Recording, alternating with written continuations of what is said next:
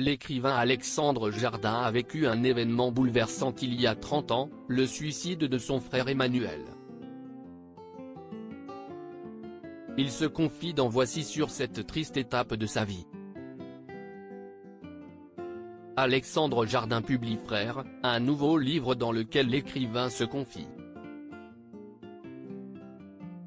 Il y raconte la relation avec Emmanuel, son frère, qui a mis fin à ses jours il y a 30 ans. Celui qui avait présenté sa candidature à la présidentielle de 2017 est en pleine promotion de ce nouveau livre. Dans les colonnes de Voici, il dévoile comment la perte de son frère a été une période terrible pour lui. Un bel hommage à son frère. Perdre un être proche n'est jamais chose facile, Alexandre Jardin sait bien de quoi il parle. La mort de mon frère a été la partie la plus obscure de ma vie, avoue l'écrivain. Il faut dire que son frère était quelqu'un qui savait profiter de la vie. C'était un homme qui explosait de vitalité, de gaieté, de drôlerie. Il a vécu sans aucune forme de frein ou de retenue, décrit Alexandre Jardin. Alors Frère est certainement un moyen de lui rendre hommage.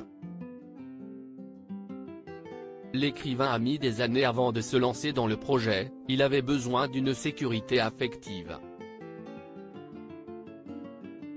Quand il a perdu, en un an, sa mère, sa sœur et son beau-père, il a été plongé dans un vide abyssal. Si est une femme qui l'a sauvé, celle avec qui il a acheté une maison avant même de la rencontrer lui a donné la force de se plonger dans l'écriture de ce livre. Ce qui lui a permis d'explorer toutes les zones d'ombre de cette histoire. Alexandre Jardin évoque la vie rocambolesque de son frère. Ce nouveau livre est aussi pour Alexandre Jardin une façon de montrer comment son frère Emmanuel profitait de la vie. Il dévoile une folle anecdote sur ce dernier.